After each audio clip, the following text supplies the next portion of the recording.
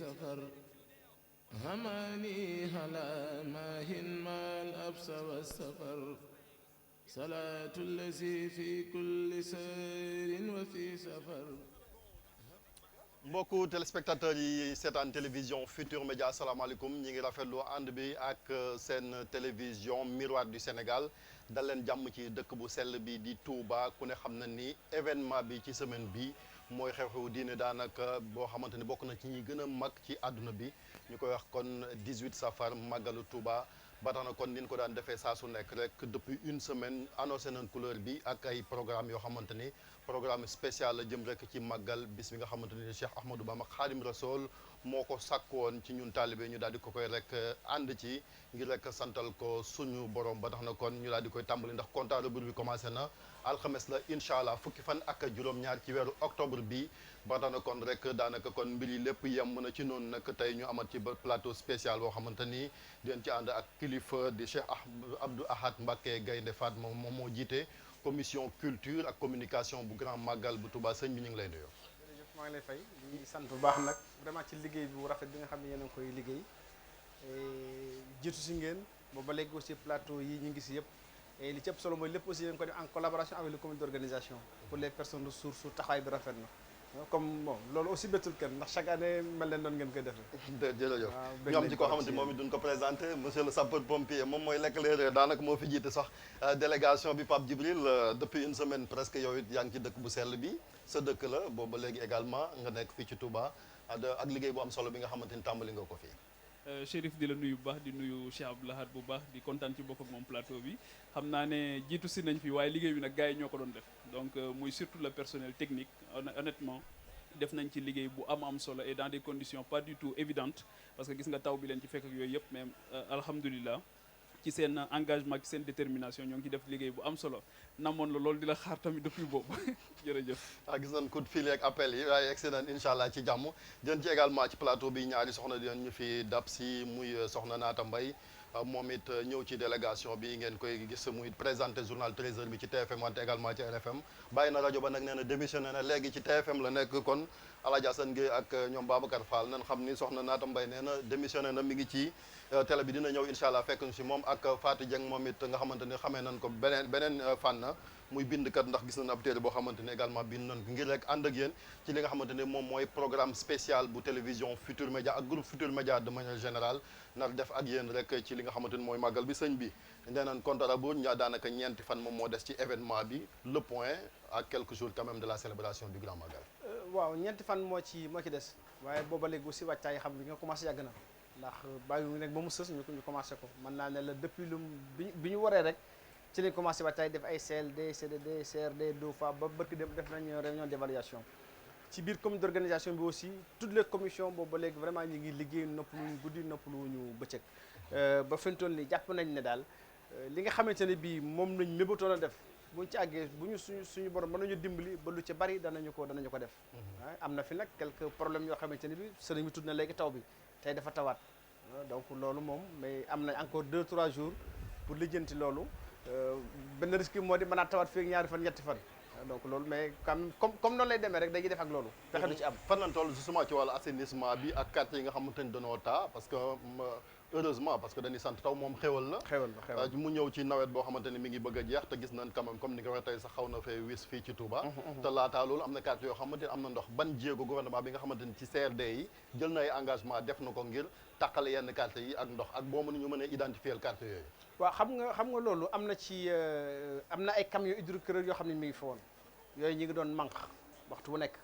bon suñu borom si suturaal ñu ba fan yi dafa tàng xam nga bu naaj wi tàngee aussi ndox mi dafay gaaw a ñiis boo dee xool quand même côté yu bëree bëri ñiisoon na donte amoon na ndox desoon na à l'intérieur ci certains quartiers boo demee fu mel ne Ndamatou fu mel ne Sam donc am na quartier yoo xam ne ba tey ndox mi des na fa mais li nga xamante ni moo nekkoon les artères principales nga xamante ni surtout route yi fi oto yi jaar ak yu mel noonu loolu manqué nañ ci lu bëri taw tey bi nag bëriwul lool waaye aussi ba tey asamaan si mi ngi menacé en tout cas camions hydrocureurs nekkoon nañ fi manqué nañu lu bëri jeexaloon nañ foog naa ci li waa assainissement waxoon bi nga day ci CRD bi jeexoon nañ le 3 ñu ne woon dañuy reprendre encore am na ay bokk taalibe bi yoo xam ne aussi barkeelu woon nañ ay camions mairie bi aussi indi woon na ñaari camion donc ñi ngi doon manque li nga xam ne dañ ne woon ne dernière semaine bi ci lañ mettre le paquet pour que bu ñu àggee ba jeudi incha allah ndox mi dina wàññeeku mais c'est sûr que ndox bi ci dëkk bi yëpp moom fii ak jeudi mënuñu ko manque surtout ci quartier yi nga xam ne moo na ci biir mais mën nañoo fexe ba route yëpp oto man caa jaar ñi màggal si aussi mën a circuler ci surtout barab bi nga xam ne mooy li wër jumaa ji ak li nga xam ne moo wër kër kilifa yi ak li nga xam ne mooy barabu ziar yi. Je pense que li mu wax ni lu am solo la liggéey bi des na foofu et puis je pense que les services qui étaient concernés service état yi nga xamante ni assigné woon nañ leen mission yooyu nañ ci def kii bu gën a am solo ndax comme niñ koy waxee li muy accueillir ci nit dafay bari te su boobaa demande bi daanaka dafay gën a yokk te fi mu ne nii xam naa ne sëriñ bi dina ci dellu si mais ndox bi déjà problème la nit ñaa ngi alerté dans ce sens là te bu dee période chaleur li ñuy utiliser ndox dafay gën a bëri voirie bi tamit man dafa ma intéressé trop parce que c'est vrai que am na foo xamante ni am na ndox mais am na foo xamante ni aussi liggéeyu kii desoon na fa bitumage foo xamante ni ba nga xamante ni pax yi dinañ ko mën a tëj ndaxte loolu mooy gën a nekk problème ndox bi c'est vrai que dafay taxaw mais pax yi muy am aussi dafay gën a difficilal trafic bi je pense que yooyu aussi xawma lan lañ ci mën a def fii ak jeudi mais ce serait bien quand même que les services qui ont été mis là-dessus ñu xool nan lañ leen di soññe ba ñu mën ci góorgóorlu beneen bi nga xamante ni aussi xam naa ne comité d'organisation bi xam na lu ci bëri avancé na ci aussi avec le ministère de la santé mooy wàllu paj gi je pense que aussi à ce niveau aussi c'est un chantier qui est extraordinaire je pense que dafay baax trop ñu bàyyi ko xel ci wàllu sensibilisation information sensibilisation surtout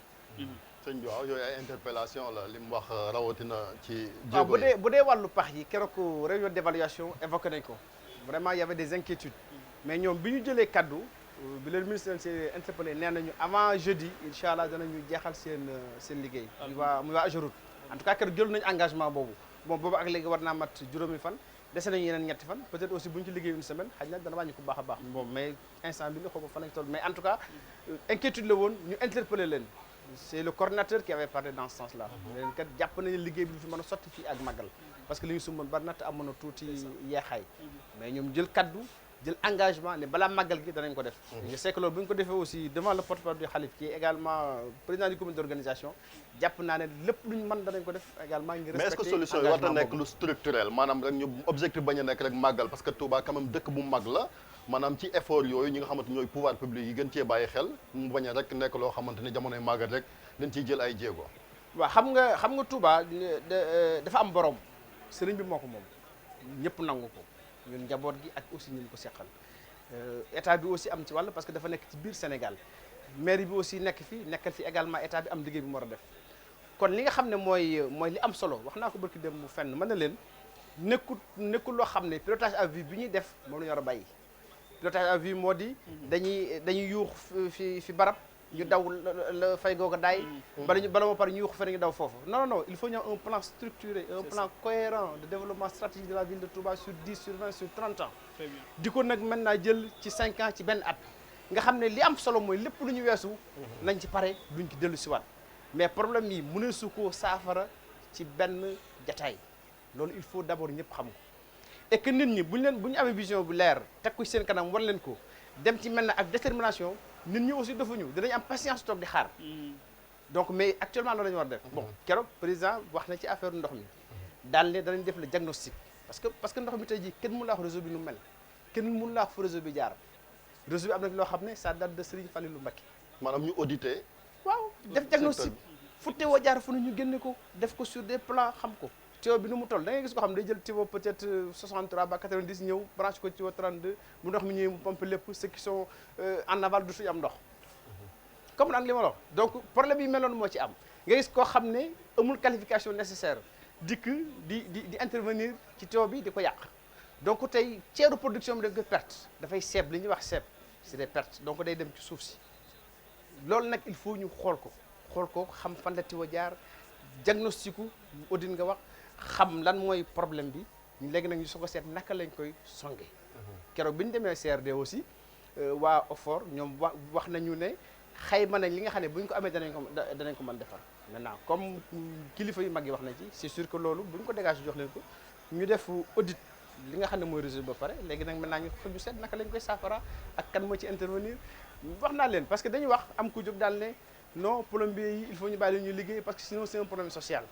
léegi non c'est pas un problème social c'est une opportunité. maanaam ay branchement clandestin daf ci am. non pas clandestin sax mais en tout cas sauvage c'est pas clandestin parce que dañu am autorisation mais duñ am les qualifications nécessaires pour liggéey ci en tout cas de manière sécure ma ne ko non loolu du nekkuñ dañuy ñàkk seen liggéey parce que tey jii amul lenn loo xam ne parce que ñoom dañu dajaloo ci daayira xam nga kon identifier leen jël leen defal leen formation yomb na bu ñu amee formation bu noppi nga financer ñoom ñu am outil yu baax pour mën a liggéey nga di leen encadrer donc man problème amul ay opportunité d'affaires moo ne ci dëkk bi ñu comprendre ci wàllu ndox tey jii ay millions lañuy gay ndox mi parce que ñoom ñi ngi dem di jaay ndox en attendant donc aussi il faut ñu def cette reconversion des mentalités xam ne problème ndox amul Touba ay opportunité d'affaires moo am ci ndox mu Touba bi bu ko ñëpp jàppee noonu nag kenn ku nekk nee na xool naka la ci intervenir pour que opportunité d'affaires non opportunité d'affaires moo di plombier mi ngi fi mënut a liggéey mais nañ ko dimbale ba mën a liggéey su ko defee su boobaa moom dana créer emploi créer ci entreprise est-ce que xam nga li ma wax loolu laa la bëgg a wax dama la bëgg a wax ne la ndox mi tey jii ñëpp mën nañ ci liggéey ci dëkk bi ba noppi ndox mi nag su boobaa dafay gën a baax mais man sëriñ bi li may bëgg a laaj mooy est-ce que parce que Touba tey mooy deuxième grande agglomération en termes démographiques est-ce que tey jii ñoo ngi liggéey lépp en fonction de statistiques est-ce que tey jii dañ koy def en fonction du nombre de personnes parce que tey jii Touba boo ko jëlee nii mais beneen inquiétude bi mooy quartier périphérique yi extension yi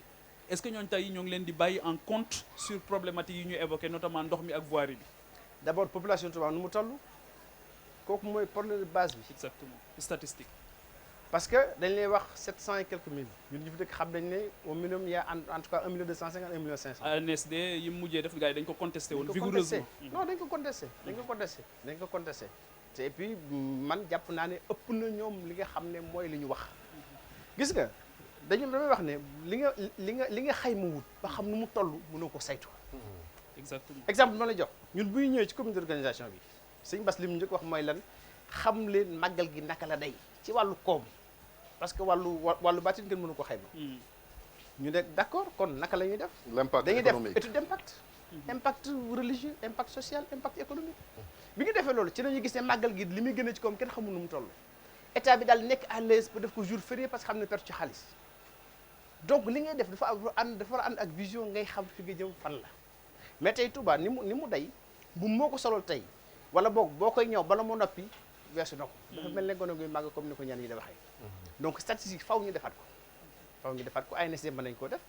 dëkk bi tey mën nañ ko def en l'interne aussi ñun war nañ ko mën def parce que li muy demande ci ay ressources mais il faut ñu am volonté ak en tout cas taxawaay boo xamante ne bii dañ koy def ba xam dëkk bi naka la toll quartier bi nekk naka la mel quartier yi ñen ñoo fa nekk après la ñu tër un plan de développement à long terme di ci liggéey mais tant que defuñu noonu on aura des problèmes. mais foofu aussi xam naa ne plan de développement c'est vrai que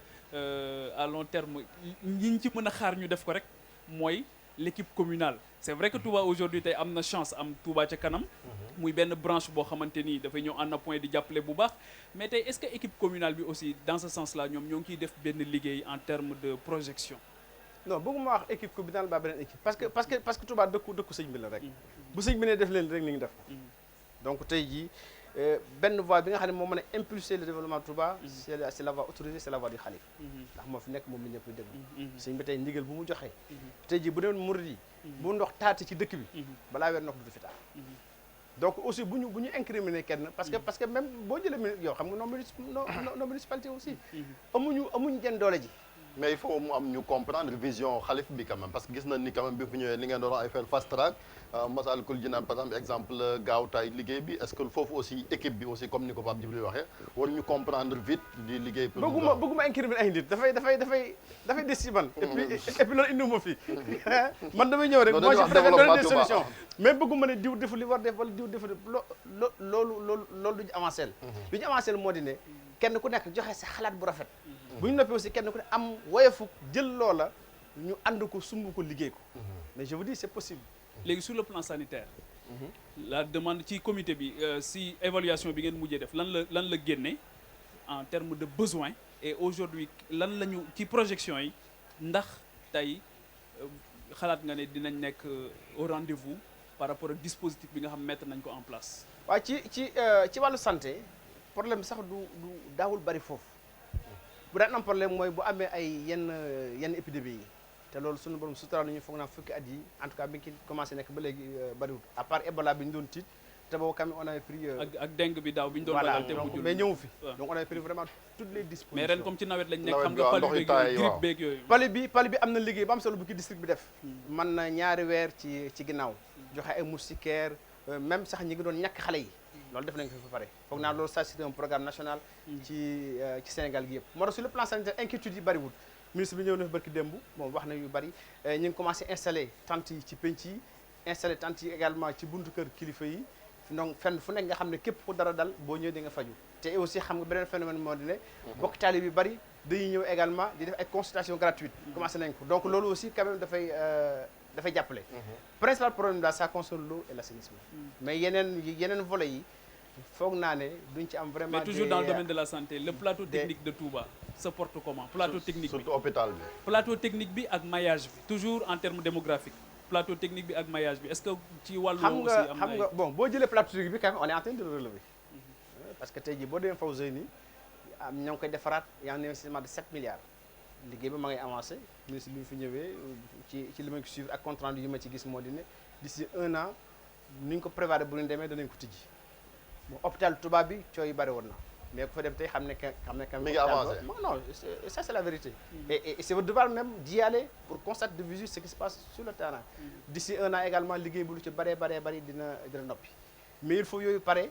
pour que nag plateau bi quand même war a mën a nekk fa mu nekk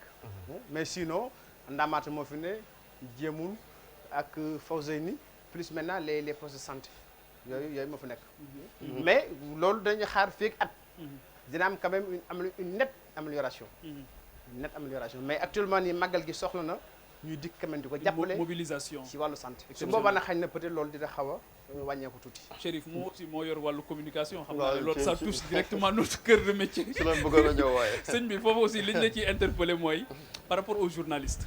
chaque année dañuy dégg ñu avancer un nombre important de journalistes ay ne milliers, ñoo ngi fi waaye ndax li ngeen ciy xaar en termes de retombées médiatiques d'abord lan mooy les résultats escomptés est-ce que tamit ndax yéen a ngi ko ciy am bala may wax ci hébergement journaliste waaw donc mën naa la jox rek fi ñu toll sa actuellement nii parce que je l'ai donné tey ci ngoon on a reçu 1653 demandes moo fi ñëw d'accréditation. d'accréditation bu ne journaliste nag moo di ne ñii comme yéen ñii les techniciens les professionnels mais ñëpp lañ ci boole des quand même médias délégation presse bi 1653 donc mais xam nga loolu 1000 lañ ci accordé ñun donc là arbitrage bi ñu war def donc def nañ ko pare tey jii sur les 1000 yi nga xam ne moom la ñu war produire 80% defal nañ ko pare et ci guddi gi lépp dana noppi critère bi nu muy demee comme dafa am presque 53 yoo 600 et que. yooyu nekk ni nga wax fii loolu jëru ko nag ça c'est notre cuisine interne d'accord. en tout cas vous êtes jamais plein j'espère que ñun bokk nañ ci accrédité yi non vous deux je pense pas par contre les autres oui bon léegi ci biir loolu aussi bu ñu jëlee parce que bon ça c'est des infos télévision yi 30 am na fi ñoom ñoo ko demandé et on a accrédité 374 donc 30 télévisions ñoom dikk nañu ñu accrédité 374 57 radios on a accrédité 164 les sites 178 pour les sites on a accrédité 324 324 pour la presse écrite c'est 16 ñu accrédité 57 personnes donc loolu ça c'est les chiffres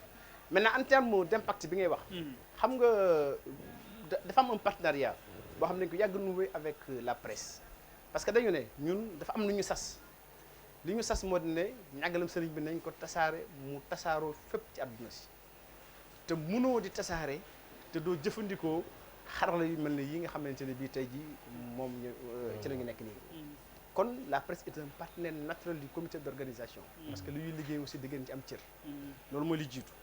ñaareel bi ñu ne sëriñ bi berne la wax ta journalistes yi également suñu ay dëkkandoo lañu suñu ay mbokk jullit lañu suñu ay mbokk doomu aadama lañu suñu ay mbokk taalibe lañu kon berne bi aussi ci lañu bokk kon aussi devoir la ci comité bi mu jël leen en charge à 100% ñaar yooyu mooy principe bi hébergement bi mooy hébergement bi tey est-ce que am jii ngeen capacité d'accueil bu doy carrément moo tax ñu wàññi ko boo fàttalikoo am na at yoo xam ne dañ la accrédité lu mat 1300 1400. Ça c'était il y a peut-être 3 4 ans. Mais léegi on a limité ça à 1000. 1000 tey boo xoolee c'est réparti sur 11 sites. Donc loolu nit ñi mën nañu nekk à l'aise. Maison de la presse. waaw maison de la presse. Donc fenn fu ne à peu près 80 90 personnes. Donc les gens peuvent être quand même à l'aise. Maison boobu aussi sëriñ bi bëggoon naa ci am benn suggestion mooy souvent dina nekk kër yu baax alhamdulilah jangeen yeeg jaañeen yi aussi duñu plaindre parce que ma xéwal yi dina kii. Mais souvent exigence yi métier bi di am mooy foo xamante ni di nga fa bëgg a def son wala foo xam di nga bëgg a def nangam des fois dañuy am problème à ce niveau là problème mu logistique bi dafay poser souvent problème est-ce que tey jii il faudrait pas aller sur quand même benn ay maison de presse yoo xamante ni dafay jël en compte exigence su métier yi ba nga xam journaliste yi bu ñu ñëwee ñi nekk télévision comme ñi nekk rajo wala ñi nekk ci presse en ligne bi dinañ nekk dans des conditions optimales pour mën a liggéey ak seen maison mère yi nga xamante ñoo nekk de l'autre côté. lu ñu war a mën a envisager la. Bon parce que tey ci maison de la presse yi am na ci ñaar yoo xamante ne bii day am ñu ñëw équipé ko donc yooyu ngi wax yëpp dafay am. ordinateur tout donc lépp day nekk sur place. Mais yeneen ñi ay kër la ñuy loué nga xam ne vraiment hébergement bi rek moom lañ fay def. Bon tey li nga xam ne mooy li am solo. moo di Touba est en train disons de se développer. Sëriñ bi gis nga li nga xam ne mi ngi koy tabax ci ay kër Sëriñ Touba Sëriñ Saliou 28 la fi bàyyi woon. foog naa ne bu ngeen demee Daaru Manaan bi fi Sëriñ Saliou jógee la fa nekkoon bariwul mi ngi évolué. Héliport yu mel noonu. Donc nag bu yooyu noppee du ñàkk. ñu xalaat journalistes yi. ne kat ni leen tabaxal maison de la presse. boo xam ne communauté mouride moom moo ko jël en charge. ko ak lépp la fa war a mën a nekk. Mais en attendant on est obligé de faire avec les moyens. Ça aussi c'est pas une obligation sax pour le comité d'accueillir les journalistes. Non loin de là du obligation. mais teraanga la. néew ma danañu ko def mais je suis sûr que. yi nga xam ne sëriñ mi ngi koy def nii. comme ça jàppandal liggéey déwén bu ngeen ñëwee. di ngeen fekk mu am benn salle de conférence bu pare. Donc chaque année bu ngeen ñëw di ngeen fekk dara. du ñàkk di ngeen mës a ñëw benn at mu nekk surprise ci. incha allah di ngeen soxla lépp. mais toujours Chérif dans le cadre de la communication loolu aussi moom moo ko yor mooy wàllu caravane bi. daaw yaatu woon na ren gis nañ ne guy mbind la commencé suma juumul. jeexee reefan itinéraire boobu lan moo ko expliqué ak leneen li nga xamante daan nañ ko gis muy colloque yu mag yi nga xamante doon nañ ko def. ren tamit dafa mel ni suma juumul gisuñu ko wala bariwul bokk lan moo waral choix yooyu noonu. xam nga amul benn choix disons fortuit bu ñuy def lu ñuy def rek ci xam-xam lañ koy teg. caravane bi principe moo di ne dem ci benn kër doomu Serigne Touba dem ci benn kër rakku Serigne Touba dem ci benn kër mbokk Serigne Touba loolu mooy principe bi chaque année ñu tànn ñett yi bu ñu ko tànnee nag ba pare ñu ne nag ñu jël benn gox la ñuy jël. dem na ci dëkk yi nga xamante ne ay bokki taalibe ma nga fa wala en tout cas am na au plan symbolique am na loo xam ne lu mu représenté la loolu aussi critère bi ñu leen di jox parce que ñoom dañ nga xam moo dañ leen fu ngeen dem fu ne lien bi ak sëriñ bi que ça soit clairement établi. du fu leen neex fu ne rek dem parce que dafa jóge ci xalifa général des mourides. Donc amuñu droit génne lu leen neex lu ne. moo tax ren ñu dem kër sëñ Baara daaw jéeg nañu demoon kër Cheikh Mamadou Moustapha daaw ñu dem kër sëñ Fallou sëñ Baara moo ci topp. rakk yi dañu commencé ci suuf kër sëñ Massamba lañu dëkkoon dem. noonu lañu ko defee. donc parce que pour montrer que ne amul discrimination. fee dañu commencé mag ñi fi ñu commencé ci suuf. maintenant chaque année également ñu boole ci benn mbokk sëriñ wala en tout cas benn mag moo xam ne jàmbaare woon na xereñoon na ci li nga amoon na pas-pas ci li nga xam ne moo doxoon diggam ak sëriñ bi ren kër sëñ Mundumbe la ñu dem. ba ñu fa demee ñu bari nañu waar parce que gis nañ fa loo xamante ne bii xamuñu ko woon. ba ñu fa jógee nag ñu soog a dugg nag àll Bawol bi. ñooñu aussi dañu yàgg ak sëriñ bi. mooy li nga xam ne moo wër foofu Lambaay dem côté Réfane googu dem ay Toubatoul dem nañu ba Xombal dëkk yi nekk foofu yëpp pour nañu ko donc bu déwénee incha allah ñu dem feneen colloque bi on le fait tous les 3 ans ni ngi dañ koy fàtti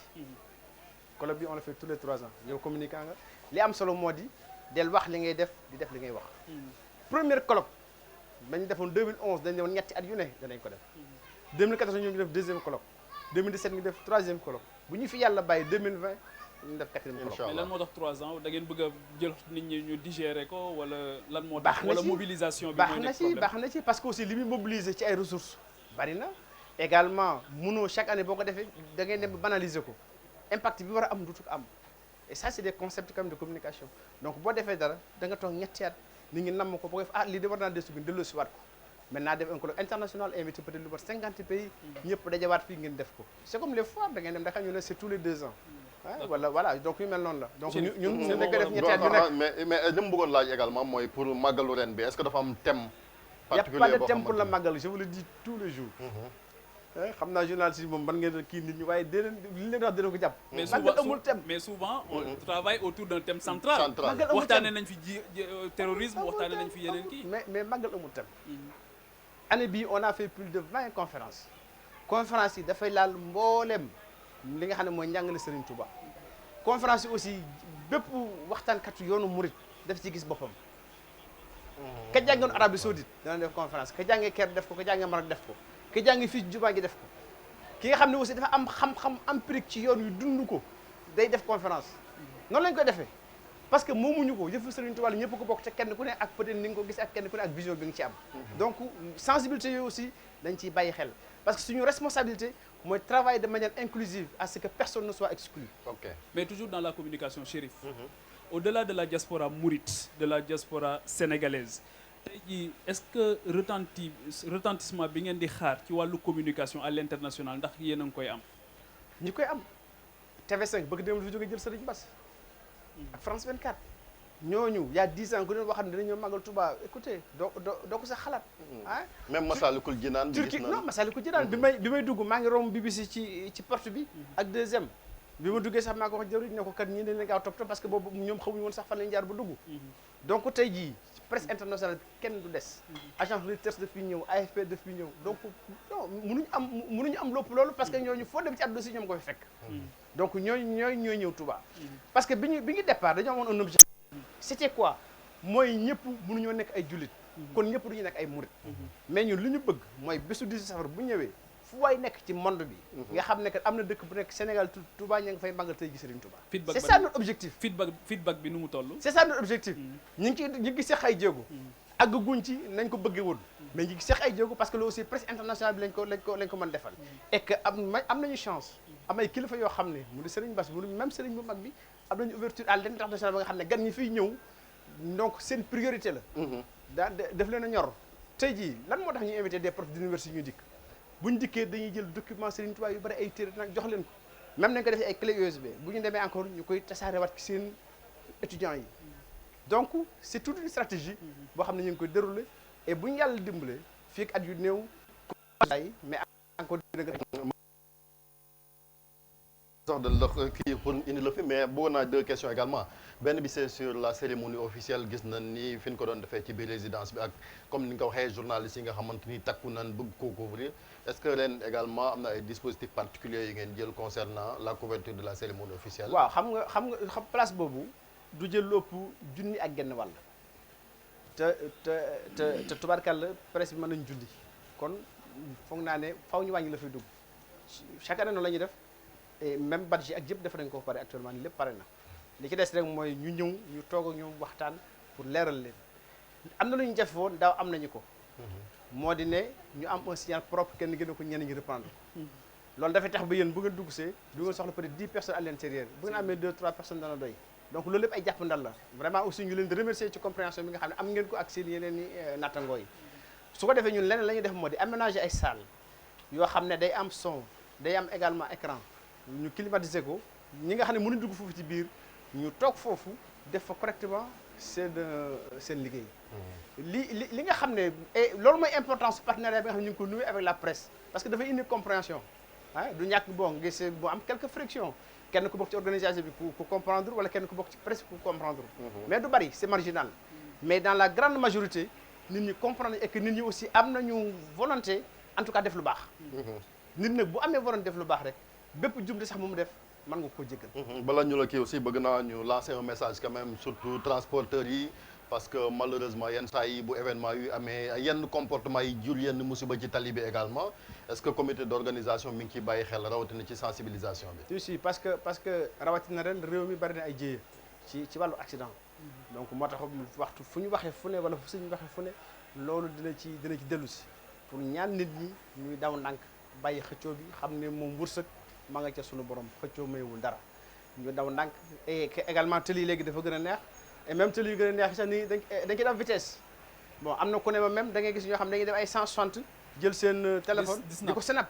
surtout Ila Touba mais quel niveau de conscience loolu dafa garaaw xam nga c'est très parce que grave. Ila Touba bi am na ñu naan way 2 heures laa ko def Dakar Touba ak 2 heures yooyu non une heure la ñuy wax une heure et quart une heure et quart la ñuy wax donc loolu moo indi jéey yu bari mais foog naa ne également façon donc dinañ jalonné yoon yu ba dina am yoo xamante ni foog naa ne ah non non dafay am loo xam ne Gendarmerie, aussi ouais. bàyyi mu jàll mais daal ñi ngi ñaan ñëpp ñu def ndànk parce que ñun en tant que comité d'organisation ne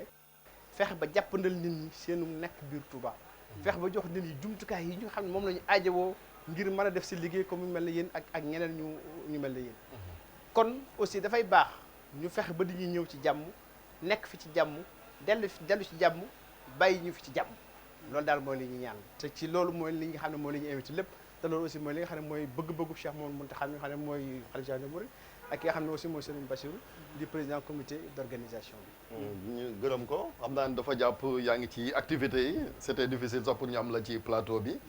ñu koy sant kon di ko gërëm mbokk yi kon moom Serigne Abdou Ahad Mbacké Gaïndé Fatma moom moo jiite kon commission culture communication bu Grand Magal de Touba ñuy fàttali ni kon événement bi alxames bi ñu dëgmal la fukki fan ak juróom-ñaar ci weeru octobre kon di 18 safar ñu ñaan ñëpp comme ni nga ko waxee rek ñu ñëw ci jàmm sëñ bi ñu ngi lay sant di la gërëm ak partenariat bi également ci groupe Futurs Médias taxawaay bi également jërëjëf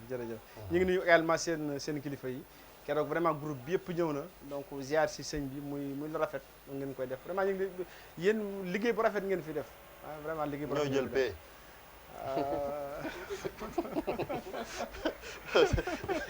jërëjëf man waxuma ko de yow yaa ko wax merci beaucoup en tout cas ñu koy sant di ko gërëm ci kanam dinañ dalal sunu beneen naataango kon di soxna Naata Mbaye moom it mu daal di ñëw sëñ bi kon ñu lay sant di la gërëm incha allah balaa événement bi di ngeen fi ñëwaat ñu defaat rek ñu def benn transition bu ndaw daal di ñëwaat ci plateau bi. salaatu allazi fi kulli sayrin wa fi safar hamaani hala maahin maal absa wa safar salaatu allazi fi kulli sahrin wa fi safar hamaani hala maahin maal absa wa safar salaatu allazi fi kulli sayrin wa fi safar هماني هلا ماهن ما الأبس والسفر صلاة لا إله إلا الله لا إله إلا الله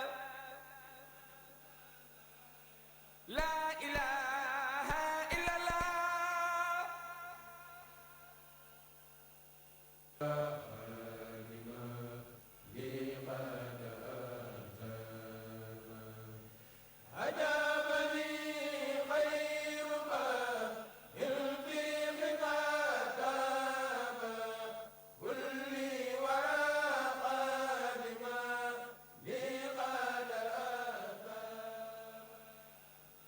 الحمد لله الكريم سلما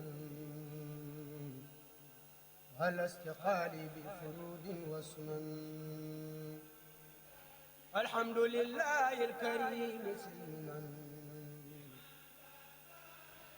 إني أحبك يا سارسي صلاة الذي في كل سهر وفي سفر هماني هلا ماهن ما الأبس والسفر صلاة الذي في كل سير وفي سفر هماني هلا ماهن ما الأبس والسفر صلاة الذي في كل سهر وفي سفر هماني هلا ماهن ما الأبس والسفر mbokk yi kon ñu ñëwaat ci plateau spécial bi fii ci Touba ni leen ko waxee rek jëm ci waajal màggal gi ci noonu nag am na yeneen naataango yoo xamante ni fekk nañ ñu ci plateau bi soxna Naata Mbaye moom duñ leen ko présenté mooy madame journal 13h ak 7h RFM matin. RFM matin Chérif maa ngi lay nuyu di la ziar di nuyu ñëpp ñi yeewoo ci diwaan wu sell wi di Touba Mbacké di am mbégte di ànd ak yow ak Pape Djibril Fall Fati Dieng macha allah di nuyu tamit équipe technique bi ñëpp ñi nga xamante ni groupe Futurs Médias déployé na leen muy RFM muy kër gu mag Chérif Dia dégg naa la sànq xeer bi ngay sànni donc voilà gis nañ télévision Futurs Médias chaque année dafay gën a yokku li ñuy wax rek sëñ Touba amul tànki ginnaaw Futurs Médias daanaka it mën nañoo wax loolu rawatina ci màggal gi chaque année gis nañ ni ñuy déployé équipe yi ñëw ak thématique yi nga xam ne moom la ñuy développé fii yëpp di ci waxtaan di am yaakaar tamit ni lépp loo xamante ni def nañ ko fi ci liggéey tamit dina doon njëriñ ci ñi nga xamante ni ñoom ñoo ñëw fii ci diwaanu sellu Chérif. yaa ngi koy wax sànq yàgg ngaa couvrir màggal mais effectivement depuis 2010 laa commencé couvrir maanaam ba ma commencé RFM ba léegi parce que RFM maa ngi fa commencé en 2009 donc 2010 ba léegi RFM laa doon couvriral màggal bi ren c'est une première mu nekk expérience boo xamante ni voilà lu bees la di am yaakaar tamit ni xañ na lépp luñ ci séentu tamit dinañ ko mën a def ndax c'est vrai que rajo ak télé am na tuuti différence. mais booy xool rajo ba ren quoi. ah déedéet waruma waa rajo bi waa télé bi ñoo ma confisqué ren donc ma wax ko pour mu leer donc voilà rajo bi moom mooy kër gu mag mais comme on dit rek mutualisation la ñu wax des services. donc bu tayee naata mën na wax RFM wax télévision Futurs Médias wala sax nag bind benn papier l'Observateur et puis de la même façon pour ñeneen ñi yeneen entité yëpp tamit loolu moom mooy esprit de groupe. donc loolu la ñuy doxal depuis quelque temps donc dañuy bëgg événement yu ni mel màggal bu Touba ñu gën koo mën a fësal. alors pour journaliste lan mooy def ci journaliste mu couvrir événement bu ni toll comme màggal. lan mooy. ma ne ci journaliste lan lay def ci yow nga couvrir événement bu toll ni màggal. expérience de Chérif y a le fait déjà que da ngay jàng lu bëri parce que nit ki li nga xamante ni musoo koo def wala musoo koo dund xaj na boo ko defee da ngay nekk loo xam ne da nga ciy jàng ak sa contribution aussi bi ngay indi chaque année ndax gis nañ ni màggal Touba bu njëkk ba bañ nekkee xale xaj na dañ daan toog suñu kër yi di seetaan wala di déglu rajo du ñu doon xam nu mu demee mais boo ñëwee sur le terrain ci ngay xam enjeu yi dëggantaan parce que nga nekk installé confortablement mën naa koo tuddee noonu ci sa rédaction ñu définir sujet nga dem reportage dem ñëwaat xam nga loolu yomb na mais màggal gi booy xool y a du monde macha allah te at bu jot dafay yokku et puis aussi thème yi ñuy développé chaque année dafay gën a changé maanaam yoonu yokkute daal lañ ko mën a waxee bon pour reprendre l'autre donc chaque année loolu moom mooy am donc dafay nekk loo xamante ne yow ci sa carrière xaj na daf la ciy jàppale lu bëree bëri ba tax na ci yeneen yi di nga mën a am yenn bagage yi am benn outil yi nga xam ne du la jaaxal daal donc voilà c'est une bonne chose en tout cas je trouve lu baax la daal njëriñ la am na ci njëriñ daal gis naa ci taskatu xabaar gis nga ci yokkute waaw kon demee ñuy fàttali ni yow yaay présenté journal le journal de 20h le journal du Magal en français kon incha allah suba ginnaaw soxna Fatou ngay doon bu soobee borom bi kon ren ji ñun ñooy ànd incha allah fii ci télévision Futurs Médias di fàttali yéen ñaar nag mbiram tocc mi moo leen tardel moo tax ñun ñu tàmbali plateau bi sans ñoom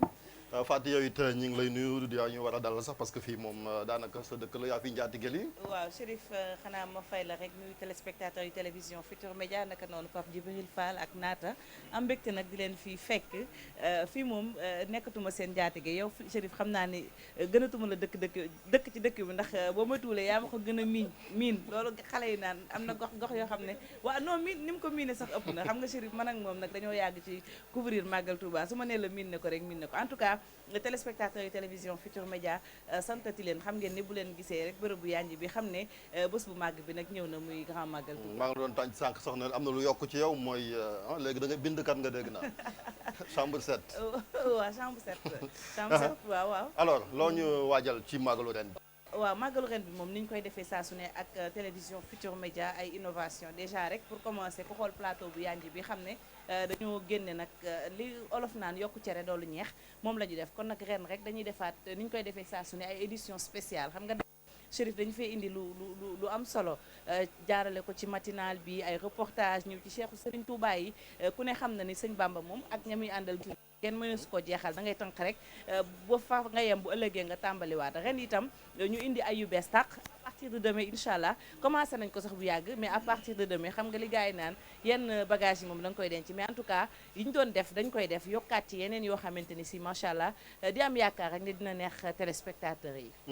dinañ ci ñëwaat Pape Djibril ba léegi yaa ngi ci woon. Touba gis nañ également xalif yi depuis sëñ Modou Moustapha ba léegi ku ñëw am na loo xamante ni def nga ko ci yokkute yoon wi ñu ñëw ci sëñ Mountakha mi nga xamante moo fi nekk ñu ñaanal ko yàlla mu yàgg fi te wér projet yi nga xamante tàmbali noonu ko fii maa ngi doon wax achèvement travaux Massalikul Jinaan yi inauguré le 26 passé il y a une université Amadou Bamba boo xamante ni presque 37 milliards de francs CFA importance su temple du savoir boobu par exemple ci de manière générale ci éducation ndaw ñi. c'est vrai xanaa nga bàyyi ma delloo teraanga yi ma soxna yi defar rek.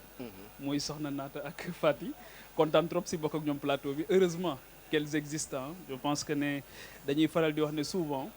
réew bu ñu gën a fonk xale ak jigéen. réew boobu mooy gën a développé. tout à fait te fonk leen mooy def leen confiance. Et je pense que c'est important pour le groupe et pour le pays. Effectivement li nga wax c'est vrai je pense que c'est beaucoup plus une responsabilité de génération. kenn ku ci ñëw rek dafa am foo xamante ni foofu ngay toll mais dafa am foo xamante ni fa ngay bëgg a yóbbuwaat liggéey bi mooy ambition. te ambition moom mooy carburant des sociétés vivantes. te ñoom dañ koy démontrer bu baax a baax a baax muy wax nga ko léegi sëñ Modou Moustapha muy ndax sëñ Modou Moustapha chantier majeur yi nga xamante ni eggale na ko way juram moo ko amoon te fekkewu ko mais liñ naan les grands esprits wala les grands hommes li ñuy wuute souvent ak ñi nga xamante ni moom la ñuy caricaturer tuddee leen les politiciens mooy ñoom génération mooy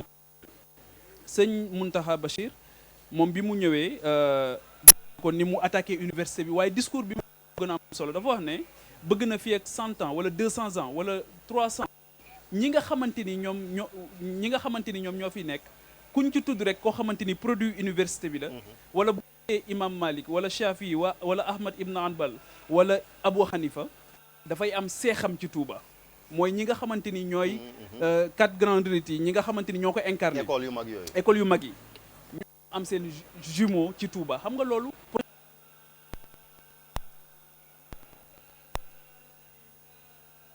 bëgg ñu def ci xaalis te jàpp nañ ne dina ko ëpp mais keroog président de la République bi mu ñëwee dama wax ci bi ñu ñëwee interviewé keroog ma ne université bi sax dafa commencé joxe leçon te taxawagul ndax président bi mu ñëwee dafa wax ne 6 mois la ñu lancé projet bi nee na lii mooy fast track moom fast track bi mu bëgg si ay jëwriñam ak ci gouvernement nee na Touba la ko fekk il était très émerveillé donc je pense que ne loolu c'est extrêmement important boo jëlee Masalikul Jinaan aussi encore une fois c'est beaucoup mosquée boo xamante nit ñi dañuy dem julli daal di kii ak ño daal di dem ñibbi def nañ ci musée def nañ ci institut benn complexe islamique donc daara la xam-xam la musée xamante ni aussi faral di wax ne boo demee dëkk bu 1500 musées dafa am solo tey jii lépp loo xamante ni mën na dimbali cette jeune génération cette jeunesse là à renouer le fil ak li nga xamante ni moom mooy les pères fondateurs fàttali leen seen ëllëg fàttali leen ñooy kan parce que adduna buy subir ay bouleversements la ay mutations yoo xamante ni lépp lu ñuy fàttali ki ñu doon c'est extrêmement important parce que loolu moo ñuy permettre ñu projeter wu et je pense que le mag dans ce cadre là bésu fàttaliku la bésu sant yàlla la waaye bésu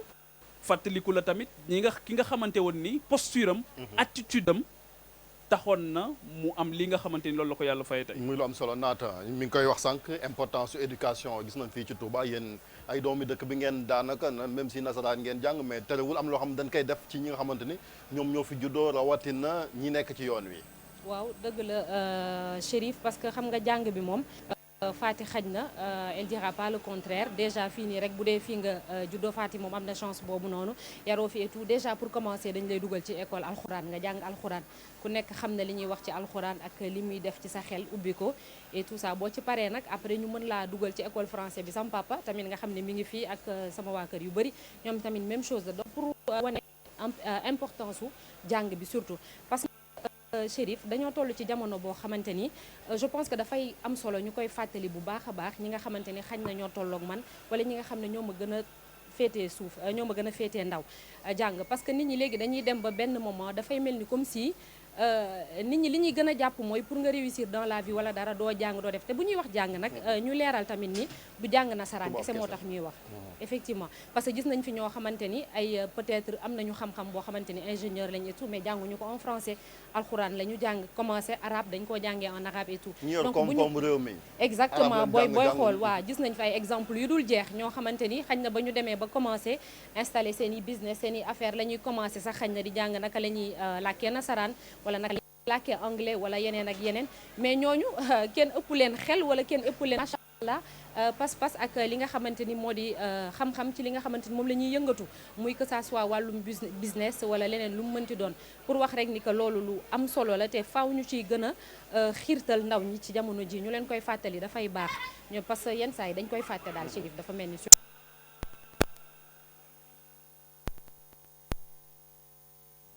pour ñeneen ñi tamit di ko jël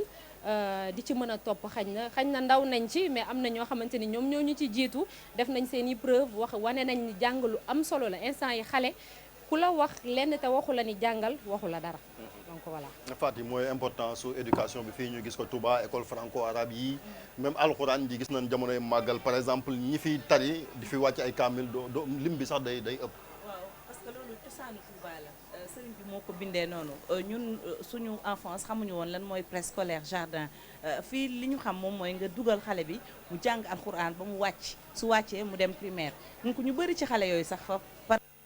ñu jàng école primaire dañuy pare mokkal bind kaamil dem ut benn répétiteur wala encadreur 3 ans mun nañ ci am certificat mun nañ ci am BFM exemple bi ma lay jox bu gën a kii rek mooy école Soxna Jaara bi nekk Porokhane xale yi fa nekk dañ fay dugg ci ay bu ñu amee 6 ans mais à 11-12 ans non seulement dinañ mokkal alxuraan mun nañ am certificat bi nga xam ne seen moroom yi jàngul amuñu ko pourquoi parce que tout simplement programme bi dañu koy def primaire 3 ans lay nekk pourquoi parce que alxuraan bi jiitu sa dënn moom moo koy ibbi loolu nag boo gisee jigéen ak njàng da ngay xool borom Tuubaa ni mu ko defee tàmbalee ko jaaram yi way juram soxna Fatja nekk doomam ñoo xam ne ay jàngalekatu alxuraan bu mag lañu woon donc jàng boobu ñuy jàng parce que ñu bëri fii bu ñu nee rek jàng ñoom dañu naan français mais fii boo xoolee dëkk la boo xam ne bokk na je crois que zone yi gën a alphabétisé fii parce que fii gis fii ñiy liir bëri na peut-être la ñuy liir mooy arabe bi mais bu ñu demee ba ci kanam comprendre nañ système bi de sorte que dinañ def ñoom bés alxuraan bi dinañ ko maîtriser dinañ mën a làkk français boobu te itam foog naa ni université bii di ñëw su paree par koy junj projet la boo xam ne projet ambitieux Serigne Mountakha Bachir ñu koy ñaan rek naal bi mu àggale ko xam nga lu toll ci yaa nga def ko ci benn daara nekk ci dëkk Touba Mbacké dëkk Serigne Touba nga xam ne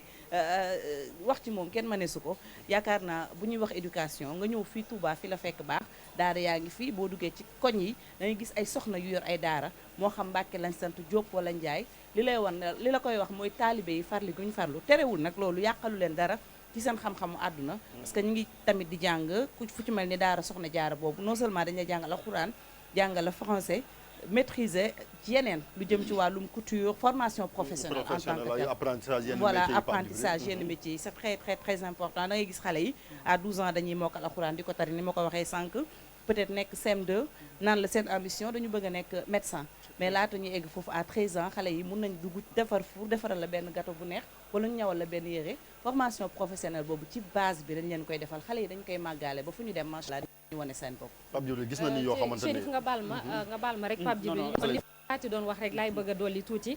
li muy wax booy xool xam nga jamono ji mënuñoo def dara sans les technologies de l'information et de la communication parce que waxuñu sax nouvelle technologie parce que léegi yàgg na mais booy xool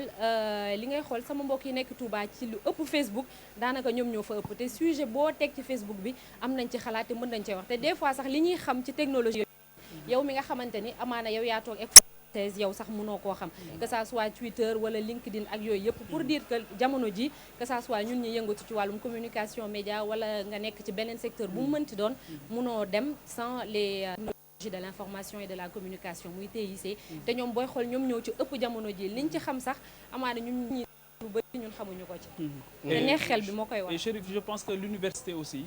réponse la ci benn système exclusionniste boo xamante ne daf fi am xam nga système éducatif ñun bi ñu génnee day commencé di jàng say doublé ñu ne ko dàq nañ la tu es nul et le plus souvent sa réinsertion bi ay ci kenn ku ci nekk na ko xool ci sa bopp rek ci ba ngay commencé li ñuy teg toll boo demee université c'est extraordinaire 1000 première année su ngeen di egg master problème tey jii boo jëlee l'université boo déggee sëñ Cheikh Ahmadou Badawi bi mu koy expliqué ka système éducatif sénégalais wala une réforme boo xamante ni dafa toucher le fond on a touché limite yoo xamante ay lective la tey jii gis nga université Cheikh Anta Diop la ñuy wax l'école publique de manière générale professionnalisation amul te tey jii fii ñoom dañu expérimenter na ma on passe trop de temps à l'école primaire moo tax ñu def ko seen programme 3 ans boobu exactement moo dañu xale bi jàngee diineem ba xam ko ba pare ay raccourci mais ñu jàng diine avoir so pour ñoom sax waroo am benn niveau bi ci wàllu français par exemple wala ci wàllu temps nga xam sa diine dañ naan la ah léegi dootuñu la woowee journaliste sax oustaz lañ lay wax wala médecin oustaz lañ dañuy stigmatiser. dëkk yu mel ni ay turquie ak yooyu te ni seen cëslaay dafa am solo seen xam seen diine te c'est juste une question d'organisation mooy base bi. donc université encore une fois du lu bees ci Touba yàgg na am université parce que ki sanc Touba muy Cheikh Ahmadou Bamba Khadim Rasoul moom ci boppam ëppoon na université parce que université du dara lu dul ku am ay xam ay nit yu fa bàyyeekoo ci barab yu fasan ñëw di bi ñu waxee ne Bachir way juru sëñ mu demoon na Mauritanie gaa yi nga xamante ni ñoom la doon wëri foofu ñoom mën nañ ñëw fii si sëriñ bi bu ñu ko yóbboo Mauritanie famille yi nga xamante ni ñoo gën a géeju ci xam-xam foofu dañu ñëwoon di jàng ci moom donc ñoom sa bi boog penc yu mag yooyu majalis yi bari woon mais sëñ Mountakha dafay répondre nag aux enjeux du moderne tey ji boo demee tubaab bi il parle d'intelligence artificielle mais il nous faut anticiper tout ça mais foog ñu yar ci njaboot bi tey jii boo jëlee les réseaux sociaux ñëw na dugg si dégg nga keroog waa ji doon wax ne ren du mën a bàyyi ndax dafa bokk ci benn groupe WhatsApp moo koy administrer donc présidence bi ñuy am réseau yi ces gens-là exactement leneen li aussi mooy suma benn xarit bu nekk su keroog nee na moom am na cours bu muy jàngale ma ne ko nan la mutul bi xam nga nu mu tudd mooy daf leen di jàngal bu ñuy déglu revue de presse nan lañ ko dégloo xoolal rek ñun fii jàngal nu muy dégloo revue de presse kan lañ fi jàngal ni muy seetaani émission mooy éducation média mooy segg ak fi mu toll li ñu mooy segg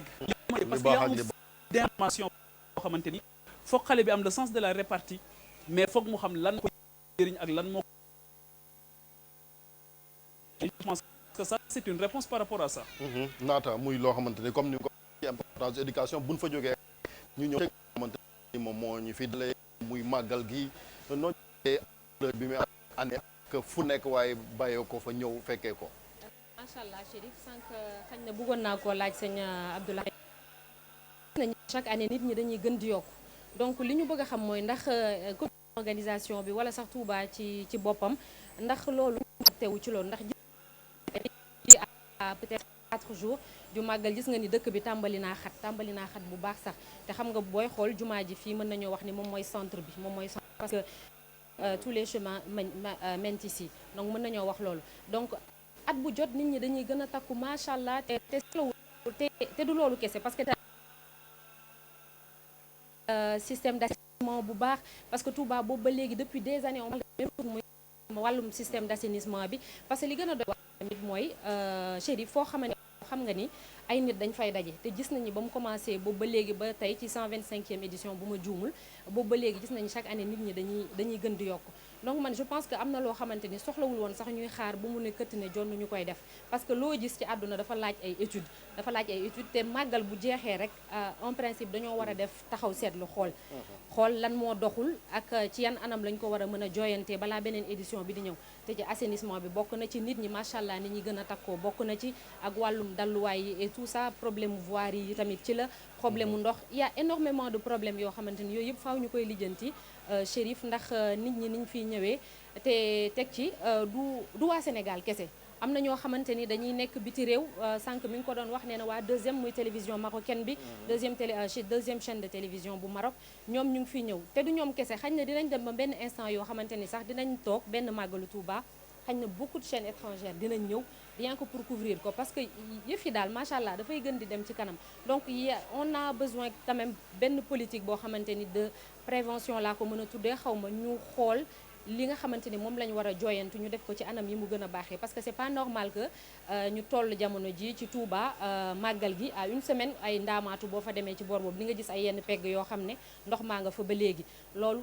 kenn xalaatatu ko te fii ak 2 ans wala 3 ans 2 ans sax laa au minimum dinañ nekk en plein hivernage bu màggal gi bu jotee ci biir nawet la ñuy nekk te bu boobaa naka lañ koy lijjanti amaana sax bu ñu toogoon fii di def plateau xaj na ñun ñëppay lóor donc am na yu bëri yoo xamante ni je pense que war nañ cee xalaat léegi waruñoo xaar mu ne këtt ne jonn ndax màggal geeg tànk yi muy doxee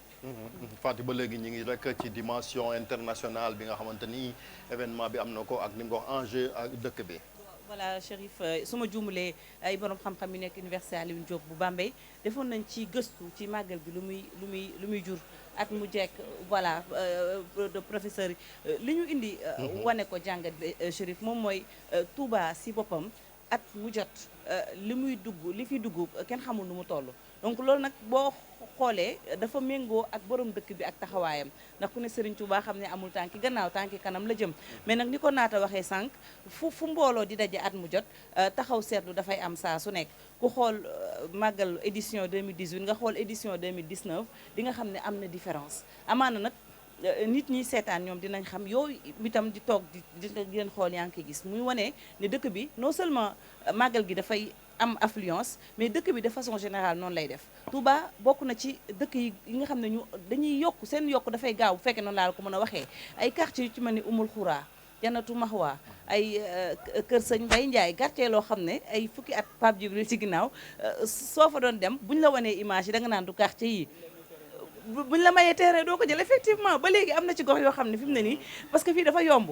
fu ci mel ni Tindoo di sëñ Cheikh Aliou Mbacké foofu dañ fay joxe ay terrain mais nit yi dañuy dem di dëkki di courant bi di fa am ndox di fa am muy dëkk boo xamante dafa bëri ay xéewal macha allah donc dëkk bi ni mu yaatoo bëri ay xéewal noonu la mbooloo mi di yokkoo te ni mbooloo mi di yokkoo noonu la màggalu Touba di yokk nit naata mi ngi wax assainissement problème la fii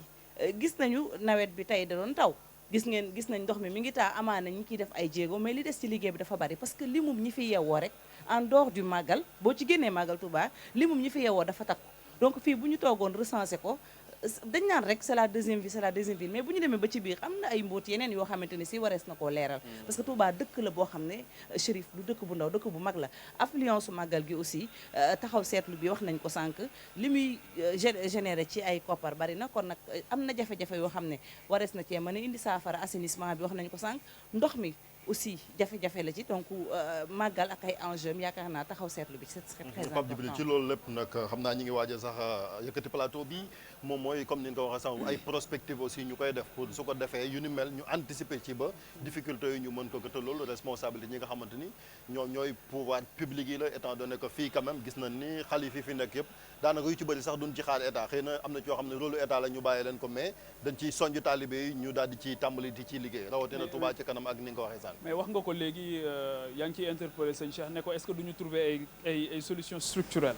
bàyyi solution conjoncturelle yi man question bi ma ko bëggoon laaj mooy ndax li dal ce qui est un mal africain te nekk aussi un mal sénégalais mooy ndax suivi évaluation bu rigoureux dina am parce que bu fekkee ne da nga yor organisation màggal gi ñu jóge ci màggal goo xamante dañuy wax ne ren projection yi nee nañ 4 millions la ñuy xaar 4 millions de personnes la ñuy xaar projection yi mën na ko ëpp parce que encore une fois ñun sunu talon d'Achille sunu faiblesse mooy li Fati wax léegi statistiques yi dañu cuune ci côté boobu honnêtement parce que bi dernier recensement bi ñu def Touba bi recensement bi génnee ça a été vigoureusement contesté tant que tu n'as pas les bons chiffres mais tu peux pas faire ni une planification ni des projections yoo xamante ni dafay scientifique te ñun problème boobu la ñu am donc tey ji comité d'organisation bi là où il peut aider l'autorité notamment de Touba te bu ñu ko joxee autorité Touba xëy na mën na ko partager ak l'autorité étatique notamment les services concernés mooy bu ñu ci génnee ñu def un suivi évaluation boo xamante ni dina rigoureux mu nekk un document boo xamante ni mën nañ ko porter à l'endroit parce que tey mais à 1 kilomètre de la mosquée tu as des soucis pour circuler te boo gisee déficit problème mu circulation boobu mooy définiruñ fu sareet war a jaar définiruñ fu oto bu ndaw war a jaar définiruñ sens interdit yi définiruñ problème yi barrières yi c'est tout un problème le jour du Magal la circulation dafay poser problème ambulance bu bëggee circuler kenn mënu ci dara elle est obligée du moins de ralentir donc pour man loolu c'est des questions yoo xamante ni organisation loolu bokk na ci li nga xamante ni ameel nañ ko njukkal ci Serigne Touba mooy ñu fexe ba dëkk bi nag bu abrité nit ñi ñu mën a nekk ci benn tawfeex boo xamante ni dinañ mën a def li leen fi indi dans la quiétude delluwaat ci jàmm. je pense que à ce niveau aussi il y a beaucoup à faire. jërëjëf kon ñu koy sant di ko gërëm moom Pape Djibril Fall xam naa buñ fi jógee sax yaay toog ndax am nga émission boo fi am thème bi lan la. dafa mel ni suma gars yi xam nga c'est difficile nag d'avoir fii gars yi dafa mel ni am jot ci ñoom yombul. donc bi ñëw na léegi ñëppay ñëw incha allah waaw kon baax na donc finalement dañu waroon am benn waxtaan boo xamante ni dañ ko waroon seeq ak sëñ Khadim Bousso bi nga xamante ni moo nekk imam fële ci États-Unis di fa def liggéey bu am solo ak kii di sëriñ Abdou Khadir Ba Majalis naroon waxtaane rek ndaw ñi ak xam-xam ak vision bi nga xamante ni sëriñ bi amoon na ko dans ce sens là donc mais je pense que kenn ci ñoom dafa am dafa am empêchement. xam naa ne dañ koy faral toxal ba suba. incha allah pour def ñoom. incha allah kon après bu soobee yàlla à partir de demain mbokk yi comme ni leen ko waxee moom programme yi dañ koy délocaliser Almadi moom daanaka bu mooy édition d'information yi lépp fii lay amee ci Touba Yeewu Leen Fati da ngay jox rendez-vous téléspectateurs yi. waaw rendez-vous téléspectateurs yi 7h ci kattan yàlla nar koo ànd nag sunu équipe bi yéen ñëpp tàmbalee ko ci journalistes yi nekk ci plateau bi waaye itam ñi ñu àndal nga xam ne dañu yëngatu ci wàllum diine ñoom ñëpp nag ku nekk am ci wàllu Chérif bu ñu nee Yeewu Leen spécial Màggal Touba ni ñu koy waxee dafa war a nag am solo te itam suba ci kattanu yàlla dès 7h ñu ngi jox rendez-vous téléspectateurs yi ni ñu koy defee at mu jot ëllëg ci kattanu yàlla 7h. naata yow tamit rendez-vous demain 20h. mais na nga ñëw Yeewu Leen de. waaw Yeewu Leen waa avance la Yeewu Leen incha allah ak Faty Dieng bu soobee borom bi. buñ ci noppee kon 20h après édition bi am fële à Dakar ñun ñu def suñu journal ñun tamit consacré au Magal incha allah. incha allah kon ñuy sant ñëpp mbokk yi. je pense que c'est important aussi nga lancer appel. encore une fois pour service yi nga xamante ni ñoo war a góorgóorlu ci ndox mi période chaleur la ñu nekk su ndox ñàkkee rek musiba dañuy ñëw suba je pense que gars yi nañ ci góorgóorlu bu baax a baax offort ñi nga xam surtout rawatina ba pare engagement yi ñu jël aussi ñun dinañ ko suivre de près engagement yi dinañ def le constat et si les engagements ne sont pas respectés on avisera su ko defee kon offort ñi nga xamante ni kon ñoom lañ dénk mbiram forage yi ak service yi nga xamante ni kon ministère de l'eau ak assainissement incha allah suba dinañ leen invité ci plateau yi rek ñu ñëw ci disposition yi nga xamante ni kon nar nañ koo jël ngir màggal gi jaar ci yoon mbokk yi kon ñu ngi leen di sant gërëm ci ànd bi ci plateau spécial bi nga xamante ni kon gis ngeen ko sànq sëñ Abdou Ahad Mbacké Gaynde Fatma mi yor communication culture ñëw na fii am loo xamante ni leeral na ko fii soxna naata ñu ngi lay sant la gërëm sant gërëm Faty Dieng borom la chambre 7 ak kii di Pape Djibril Fall sapeur pompier bi moom bu jafe-jafe amee mu daal di ñëw non ñu ngi ci bokk fii moom